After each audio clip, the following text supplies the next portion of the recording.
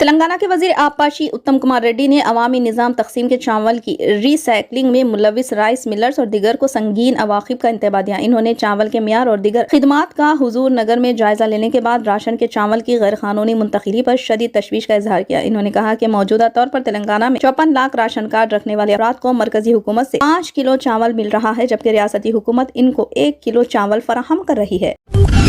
RTC property عوامی اثاثے جات ہے، اسی پر قبضہ کرنے والوں کے خلاف سخت کارروائی کی جائے گی۔ ان خیالات کا اظہار آرمور میں ریاستی وزیر ٹرانسپورٹ پونم پربھاکر نے کیا۔ ریاستی وزیر نے آج آرمور بس اسٹینڈ کا اچانک معائنہ کیا۔ اس موقع پر انہوں نے میڈیا سے گفتگو کرتے ہوئے کہا کہ پبلک ٹرانسپورٹ سسٹم کو مضبوط کیا جائے گا اور جہاں ضرورت ہو وہاں نئے ڈیپوز قائم کیے جائیں گے۔ پچھلی حکومت کے دور میں RTC جائیدادوں کی لیز کا بہت جلد جائزہ لیں گے اور جہاں بھی RTC کی پراپرٹی پر قبضہ ہوا وہاں حفاظتی اقدامات کیے جائیں گے اور عنقریب 2000 نئے بسیں خرید کر تمام ڈیپوؤں کو بھیجی جائے گی۔ ریاستی وزیر نے کہا کہ جہاں بھی RTC کے بقایا جات ادا شدنی ہیں نوٹس بھیج کر وصول کیے جائیں گے۔ انہوں نے خواتین کے بسوں میں مفت سفر کی سہولت کو ریاستی حکومت کا لاجواب کارنامہ قرار دیا۔ اس سے ابھی تک ریاست بھر میں 4 کروڑ خواتین نے استفادہ حاصل کیا۔ انہوں نے کہا کہ 6 ضمانتی اسکیمات کے متعلق 28 تاریخ سے ریاستی حکومت پرجا پالنا پروگرام شروع کر رہی ہے۔ جو بھی اہل ہے وہ 4 ضمانتوں کے لیے گرام سبھا وارڈ سبھا میں درخواست داخل کر سکتے ہیں۔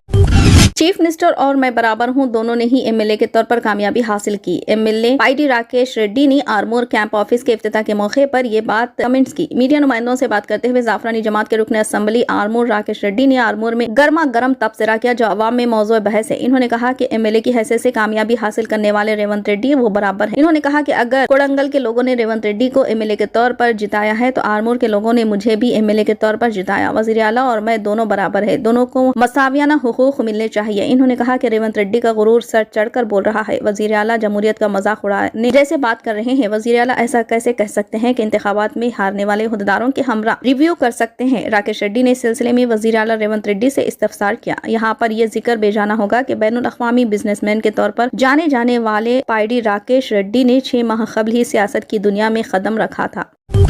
تلنگانہ حکومت 350 کروڑ روپیوں سے کالج کی لڑکیوں کو الیکٹرک اسکوٹی دینے کی تیاری کر رہی ہے۔ انتخابی وعدوں کے ایک حصے کے طور پر کانگریس پارٹی نے 18 سال کی عمر پوری کرنے والی لڑکیوں کو الیکٹرک اسکوٹی دینے کا وعدہ کیا تھا۔ حیدرآباد، رنگا ریڈی اور میڈچل اضلاع میں تقریباً 1784 کالج ہیں جن میں تقریباً 5 لاکھ غریب طلباء ہیں۔ ان میں سے 2 لاکھ میٹروپولیٹن علاقوں میں ہیں جبکہ 70,000 سرکاری کالجوں میں زیر تعلیم ہے۔ بتایا جاتا ہے کہ مرکزی سبسڈی کے بعد 50,000 روپے فی اسکوٹی کے حساب سے 70,000 اسکوٹیوں پر 350 کروڑ روپے خرچ ہوں گے۔ طریقہ کار اور درخواست کی تفصیلات جلد جاری کی جائے گی۔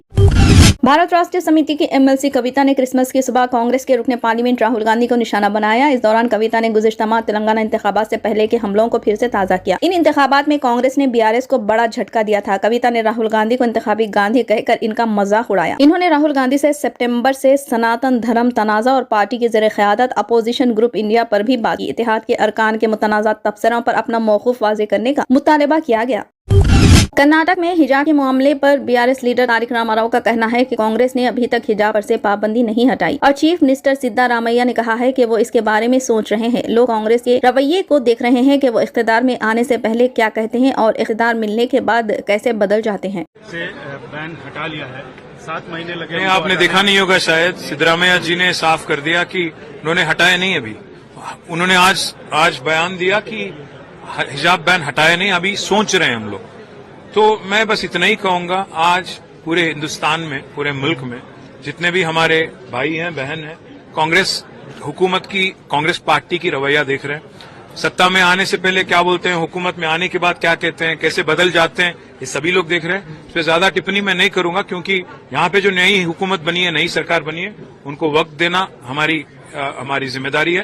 ہم وقت دینا چاہتے ہیں، سمے دینا چاہتے ہیں، پر وہ لوگ لگتا ہے کہ جلدی میں ہے، بہت جلد بازی میں ہے کہ تلنگانہ کو بدنام کریں۔ جتنا جلدی ہو سکے اتنا جلدی، مطلب اپنے گارنٹیز اور اپنے ایشورنسز جو انہوں نے دیا تھا ان میں سے ہٹ جائیں اور لوگوں کو گمراہ کریں۔ تو اس لیے آج مجبوری میں آج ہمیں یہ کہنا پڑ رہا ہے کہ فیکٹ کیا ہے، فگر آج ہم نے کیا کیا پچھلے 10 سال میں، یہ سب بتانے کی کوشش ہم نے آج کی۔ امید ہے کہ میڈیا کے ذریعے اور ہمارے لیڈروں کے ذریعے لوگوں تک، عوام تک یہ پہنچے گی بات، اور امید ہے کہ کانگریس کی حکومت بھی اپنے آپ کو کریکٹ کرے گی، آگے جا کے اپنے ایشورنسز پہ دھیان دے گی۔ तेलंगाना में आज से ट्रैफिक चालानात पर डिस्काउंट की सहूलत शुरू हो गई है। ये सहूलत अगले महीने की 10 तारीख तक फराहम होगी। आज जैसे ही डिस्काउंट पर अमल का आगाज हुआ, हजारों लोग ट्रैफिक चालान अदा करने के लिए ट्रैफिक पुलिस की वेबसाइट ओपन करने लगे हैं, जिसकी वजह से वेबसाइट क्रैश हो गई है और सर्वर ने काम करना बंद कर दिया है। ट्रैफिक पुलिस की वेबसाइट तो खुल रही है, लेकिन गाड़ी का नंबर दर्ज करने के बाद किसी गाड़ी पर कितना चालान बकाया है इसका पता नहीं चल रहा। इस सिलसिले में शहरियों में तशवीश की लहर पाई जा रही है। ताहम ट्रैफिक पुलिस के जराये के मुताबिक एक साथ कसी तादाद में लोगों की जानिब से वेबसाइट ओपन करने की वजह से शायद सर्वर ने काम करना बंद कर दिया है, जिसकी वजह से साइट पर चालानात नजर नहीं आ रहे। ट्रैफिक पुलिस के तकनीकी माहिरीन इस मसले की यकसोई के लिए काम में लगे हुए हैं।